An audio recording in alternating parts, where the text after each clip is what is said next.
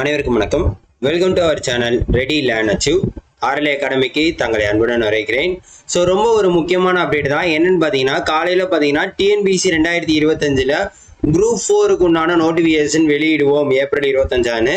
நம்ம ஆல்ரெடி பார்த்தோம், சொன்ன தேதியில் வெளியிடுவாங்களா அப்படின்றத சொல்லி நம்ம ஒரு வீடியோ போட்டிருந்தோம். ஸோ அதே மாதிரி என்ன பண்ணாங்க, குரூப் 4ஓட வேகன்சியோட நோட்டிஃபிகேஷன் அனௌன்ஸ் பண்ணிட்டாங்க 25/4/2025 அன்று.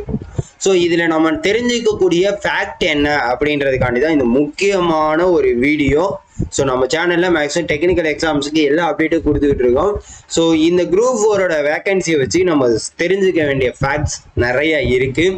ஸோ தயவு செய்து நீங்கள் இதெல்லாம் தெரிஞ்சுக்கணும் அப்படின்றதுக்காண்டி தான் ஒரு வீடியோ. குரூப் 4 பற்றினா ஃபுல் வீடியோ வேணும் அப்படின்னா கீழே கமெண்ட் பண்ணுங்கள், நம்ம அடுத்த வீடியோவாக அதை போடுவோம். எவ்வளோ தூரம் கமெண்ட் பண்ணுறீங்களோ அதுக்கு தகுந்தாப்புல என்ன, ஏன்னா நிறையா பேர் வீடியோ போட்டுட்டாங்க. ஸோ அப்படி இருக்கிறப்போ அதை பற்றின டீட்டெயில்ஸ் உங்களுக்கு வேணும்னா தாராளமாக நம்ம கண்டிப்பாக போடுவோம். ஸோ அதுக்கு நீங்கள் சப்போர்ட் பண்ணணும். அதாவது இந்த இடத்துல ஒரு காமெடி தான் நான் வருது. நீங்கள் யாரும் இதை ஜஸ்ட் காமெடியாக பாருங்க, பட் அதான் நம்மளோட நிலைமை, சரியா? அதுக்காண்டி தான் நான் சொல்கிறேன். பட் இது வெரி சீரியஸ் சிச்சுவேஷன். ஏன் சொல்கிறேன் அப்படின்றது உங்களுக்கு பின்னாடி அந்த ஃபேக்ட் எல்லாம் பார்த்ததுக்கப்புறம் உங்களுக்கு தெரியும். அதாவது இந்த அடிப்புள்ள அடி வாங்கின கைப்புள்ளைக்கே இந்த அடி வாங்கின உசுரோட இருப்பானா அப்படின்ற மாதிரி தான். ஸோ குரூப் 4 வேகன்சிக்கே இந்த நிலைமைனா நம்மளோட டெக்னிக்கல் எக்ஸாம் வேகன்சில என்ன ஆக போகுதோ அப்படின்ற ஒரு திங்கிங் தான் எனக்கு ஓடிட்டு இருக்கு. எல்லாருமே நீங்க அதை தான் யோசிச்சுட்டு இருப்பீங்க. நிறைய பேர் நம்ம டெக்னிக்கல் படிக்கிறவங்களே என்ன பண்ணிருப்பீங்க, குரூப் 4 வேகன்சி நிறைய வரும், ஸோ இது இல்லைன்னா அதுலயாச்சும் நமக்கு ஒரு சான்ஸ் கிடைச்சிரும் அப்படின்ற மாதிரிலாம் நிறைய பேர் என்ன பண்ணிட்டு இருந்தீங்க, எதிர்பார்த்துட்டு இருந்திருப்பீங்க. பட் இவங்க பண்ணது என்னன்னா, ஒரு மேஜரா முக்கியமான விஷயம் என்னன்னா, குரூப் 4ஓட வேகன்சி. ஸோ டோட்டலா எவ்வளவு வேகன்சி அப்படின்னு பாத்தீங்கன்னா 3935 வேகன்சி. எவ்வளோங்க? 3935 வேகன்சி. போன தடவை எவ்வளவு வந்துச்சு தெரியுமா? போன தடவை அந்த ஃபர்ஸ்ட் ஸ்டார்டிங்லேயே பார்த்தீங்கன்னா 6000 வேகன்சிஸ்க்கு மேலே. ஃபர்ஸ்ட் ஸ்டார்டிங்லேயே இங்கே பாருங்க 6244 வேகன்சி போன தடவை ஸ்டார்டிங்கில் விட்டாங்க. ஸோ அதுக்கப்புறம் என்ன பண்ணியிருக்காங்க, அதுக்கப்புறம் ஒரு இன்க்ரீஸ் 450, அதுக்கப்புறம் 2208 வேகன்சி, அதுக்கப்புறம் 559 வேகன்சி, அதுக்கப்புறம் 41 வேகன்சின்னு 9532 வேகன்சி போன வருஷம் வந்திருக்கு டிசம்பர் மாதம் வரைக்கும், சரியா? சார் அதே மாதிரி வேகன்சி இன்க்ரீஸ் பண்ணுவாங்களா? பண்ணலாம் அப்படின்றது மட்டும்தான் சொல்ல முடியும், சரியா? அதனால என்னன்னு பாத்தீங்கன்னா, நிறைய பேர் குரூப் 4க்கு படிக்கணும் அப்படின்னு நினைச்சிருப்பீங்க, சரியா? ஸோ 3935 வேகன்சி குரூப் 4லயே பாத்தீங்கன்னா கிட்டத்தட்ட 2000 வேகன்சிஸ் கிட்ட கம்மி ஆயிடுச்சு. அதாவது ஃபர்ஸ்ட் விட்ட நோட்டிபிகேஷனை விட 2000 வேகன்சி கிட்ட கம்மியாக இருக்கு. ஸோ அப்படி இருக்கிறப்ப நமக்கு டெக்னிக்கல் எக்ஸாம் சைடு என்ன நடக்கும் அப்படின்னு கேட்டிங்கன்னா, 2 விஷயம் நடக்கும். ஒன்று, நம்ம எதிர்பார்க்காத மாதிரி சர்ப்ரைஸ், இல்லை நம்ம எதிர்பார்க்கற மாதிரி கம்மியான வேகன்சி. இது மட்டும்தான் நடக்கக்கூடிய விஷயம், சரியா? ஸோ இதில் இன்னும் நிறைய விஷயங்கள் என்ன அப்படின்னு பார்த்தீங்கன்னா, போன தடவை வேகன்சிஸ் எல்லாம். ஸோ இது என்ன அப்படின்னு பார்த்தீங்கன்னா, கம்பைன் டெக்னிக்கல் சர்வீஸ் எக்ஸாமினேஷன் நான் இன்டர்வியூ போஸ்ட்டுக்கு பார்த்தீங்கன்னா நோட்டிஃபிகேஷன் வந்தப்போ 651, அதுக்கப்புறம் எல்லாமே முடிஞ்சு இன்டர்வியூ முன்னாடி 1235 வேகன்சியா இன்க்ரீஸ் ஆயிருக்கு. அதுக்கப்புறம் டிப்ளமோ அண்ட் ஐடி லெவல் அது பார்த்தீங்கன்னா வரப்போ 861 வேகன்சியாகவும் நான் ஓவராலாக சொல்கிறேன், சரிங்களா? அதே மாதிரி இப்போ கரண்ட் கண்டிஷனில் பார்த்தீங்கன்னா 1928 வேகன்சியாகவும் மாறி இருக்கு. அதே மாதிரி தான் உங்களுக்கு combine technical service examination interview post இது ஒரு 111 வேகன்சியும், அது போக இன்னொரு இன்டர்வியூ போஸ்ட் 118 வேகன்சியும் விட்டுருப்பாங்க. ஸோ கிட்டத்தட்ட இது ஒரு 250 வேகன்சி கிட்ட வருது. ஸோ இதெல்லாம் நான் ஏன் உங்ககிட்ட சொல்றேன் அப்படின்னு, இந்த வீடியோ முக்கியமா எதுக்காக அப்படின்னு பார்த்தீங்கன்னா, வேகன்சி கண்டிப்பா இன்க்ரீஸ் ஆகுங்க குரூப் 4க்கு. இது முக்கியமா தெரிஞ்சுக்க வேண்டிய விஷயம், சரியா? ஸோ அதே மாதிரி நம்மளோட டெக்னிக்கல் வேகன்சி என்ன ஆகும் அப்படின்னு பார்த்தீங்கன்னா, இந்த தடவை இபிலேயே பார்த்தீங்கன்னா ஹியூஜ் வேகன்சி வரப்போகுதுன்னு சொல்லியிருக்காங்க. பட் அது நமக்கு நோட்டிஃபிகேஷன் வரப்போ தான் நமக்கு கண்டிப்பாக தெரியும், சரியா? சரி, இதை எதுக்கு சார் இப்போ சொல்றீங்க அப்படின்னு பார்த்தீங்கன்னா, முக்கியமான விஷயமா நான் சொல்ல வேண்டியது என்னன்னா, நிறைய பேர் அப்படியே டிமோட்டிவேட்டட் ஆயிடுறீங்க. நிறைய பேர் ஐயோ வேகன்சி கம்மியாயிருச்சு போச்சு, இதை தம்பி தானே நமக்கு இருந்தோம், இந்த கமிட்மெண்ட்ஸை நம்பி தானே இருந்தோம் அப்படின்ற மாதிரி நிறைய பேர் வந்து ஃபீல் பண்ண ஆரம்பிச்சிருப்பீங்க. ஸோ அந்த ஃபீலிங்ஸ்லாம் ஒரு ஓரத்துல தள்ளி வச்சிருங்க. ஓகேவா? ஒரு நிமிஷம் இருங்க.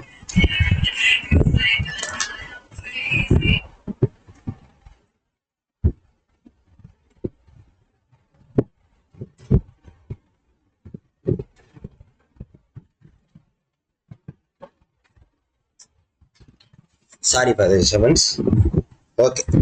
ஸோ அப்படி அதாவது நிறைய பேர் டிமோட்டிவேஷன், நிறைய பேர் என்ன பண்ணிருக்காங்கன்னா டெக்னிக்கல் எக்ஸாம் படிக்கிறவங்க குரூப் 4க்கு படிக்கலாம், ஸோ அதுவும் நம்ம சிலபஸ் தானே அப்படின்ற மாதிரிலாம் நிறைய தாட்டை வச்சிருப்பீங்க. பட் இருந்தாலும் இங்க நடக்கக்கூடிய விஷயங்கள் என்னன்னு தெரிஞ்சிருக்கணும். வேகன்சிஸ் இந்த தடவை எல்லாமே வேகன்சி இன்க்ரீஸ் பண்ணியிருக்காங்கன்னா இதே மாதிரி இன்க்ரீஸ் பண்ணுவாங்கன்றது சொல்லவே முடியாது. அப்போ வந்திருக்க வேகன்சில நமக்கு தேவை ஒரு போஸ்ட். நீங்க டெக்னிக்கலா இருக்கட்டும், நான் டெக்னிக்கலா இருக்கட்டும், யாரா வேணாலும் இருங்க, உங்களுக்கு தேவை ஒரு போஸ்ட். அந்த ஒரு போஸ்ட்டை வாங்குறதுக்கு என்ன பண்ணணுமோ அதை மட்டும் பண்ணுங்க. ஐயோ போச்சு டிஎன்பிசியை விட்டுறலாம், நான் இத்தனை வருஷம் படித்தேன் என்னால் முடியலை, இனிமேல் நான் டிஎன்பிசியை விட்டு போகிறேன், எனக்கு கவர்மெண்ட் எக்ஸாமே வேணாம், இந்த மாதிரிலாம் நிறையா பேர் வந்து ரொம்ப டிமோட்டிவேஷன் ஆகிருப்பீங்க. ஒர்க்கிங் ஆஸ்பிரண்ட்ஸ்லாம் சில பேர் வந்து கஷ்டப்பட்டு படிச்சுக்கிட்டு இருப்பாங்க, பல வருஷமாக நிறையா பேர் படிச்சுக்கிட்டே இருப்பீங்க. ஸோ அதெல்லாம் வந்து நிறைய ஃபேக்ட் இருக்குது, நிறைய விஷயங்கள், நிறைய சுச்சுவேஷன், நிறைய கமிட்மெண்ட்ஸ் எல்லாமே இருந்தாலும் அவர் இப்படி பண்றாரு, அவர் இப்படி பண்ண சொல்றாரு, இவர் இப்படி பண்ண சொல்றாரு, அவன் சொல்றான் இவன் சொல்றான், எவன் சொல்றதையும் நீங்க கேட்காம ஸோ கண்ணை மூடிட்டு நம்ம என்ன பண்ண போறோம் அப்படின்னு பாத்தீங்கன்னா, குதிரை இருக்கு பாத்தீங்களா, கடிவாளம் கட்டின குதிரை பாத்தீங்கன்னா அதோட இலக்கை நோக்கி மட்டும்தான் போய்கிட்டு இருக்கும், எங்க போகுதோ அங்க மட்டும்தான் போய்கிட்டு இருக்கும். ஸோ அந்த மாதிரி உங்களுக்கு என்ன தோணுது, அதாவது உங்களோட சிச்சுவேஷன் என்ன, அதை புரிஞ்சுக்கிட்டு நம்ம வீட்டில் இருந்து படிக்கலாமா இல்லை வேலைக்கு போயிட்டு படிக்கலாமா, இந்த மாதிரி நீங்கள் மட்டும்தான் ஓன் டிசிஷன் நீங்கள் எடுத்தே ஆகணும். ஸோ முடிவெடுக்க வேண்டிய தருணத்தில் நீங்கள் இருக்கீங்க. ஸோ இந்த முடிவு தப்பாகவும் போகலாம், கரெக்டாகவும் போகலாம். நீங்கள் நம்ம படித்து பாஸ் ஆகிட்டோம், கிளியர் பண்ணிட்டோம் அப்படின்னா, போஸ்டிங் வாங்கிட்டோன்னா அது நல்ல விஷயம்.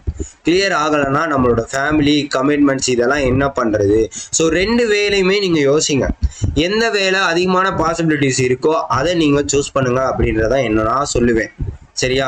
இல்லை நான் வேலைக்கே போகாமல் படித்து பாஸ் ஆயிடுவேன் அப்படின்னு நீங்கள் உங்களை நம்புனீங்க அப்படின்னா அது உங்களோட ஒப்பீனியன். இல்லை சார் நான் ஒர்க் பண்ணிக்கிட்டே என்னால் முடியும் அப்படின்னு நினைக்கிறவங்க தாராளமாக படிங்க. அதே மாதிரி ஒர்க்கிங் உமன் இருப்பீங்க, ஃபேமிலி உமன் இருப்பீங்க, நிறைய பேர் குழந்தைய வச்சுக்கிட்டு பார்த்துக்கிட்டு படிக்கிறவங்களும் இருப்பீங்க. ஸோ எல்லாத்துக்குமே நான் காமனாக தான் சொல்கிறேன். சரிங்களா? நிறைய பேர் பார்த்தீங்கன்னா இன்ஜினியரிங் வேகன்சி கம்மியாக வருது, டிப்ளமோ வேகன்சி கம்மியாக வருது, சிவிலுக்கு தான் சார் நிறையா வருது, மெக்கானிக்கலுக்கு தான் சார் கம்மியாக வருது, இசிக்கு இதெல்லாம் நீங்கள் பார்க்கவே கூடாது. உங்களுக்கு தேவை ஒரே ஒரு போஸ்டிங்.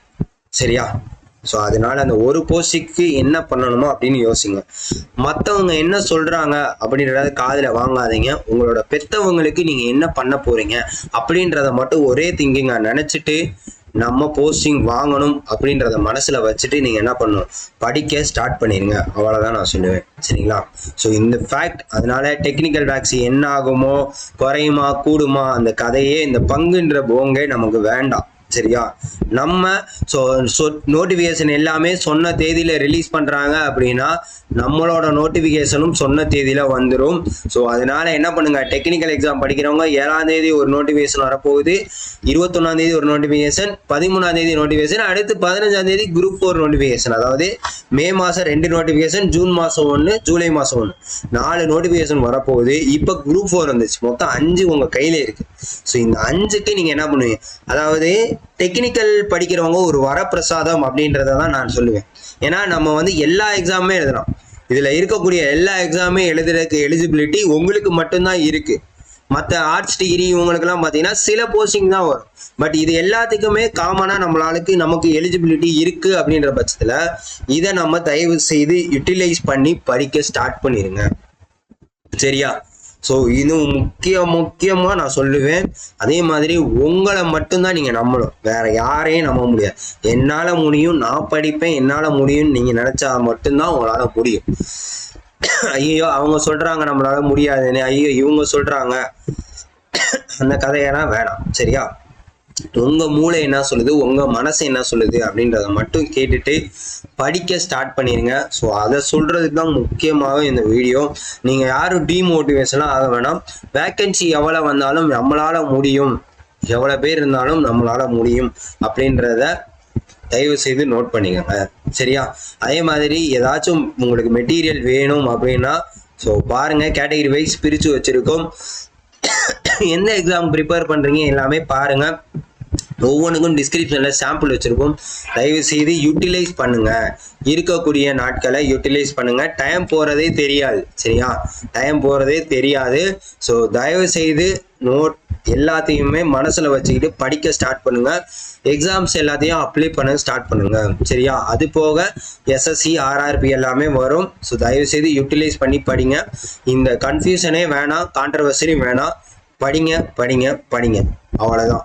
சரியா? நீங்க யாரா வேணாலும் இருங்க, உங்களால முடியும்னு நினைச்சா தயவு செய்து படிக்க ஸ்டார்ட் பண்ணிட்டு உங்களோட ஃப்ரெண்ட்ஸ் எல்லாருக்கும் இந்த வீடியோவை ஷேர் பண்ணி விடுங்க.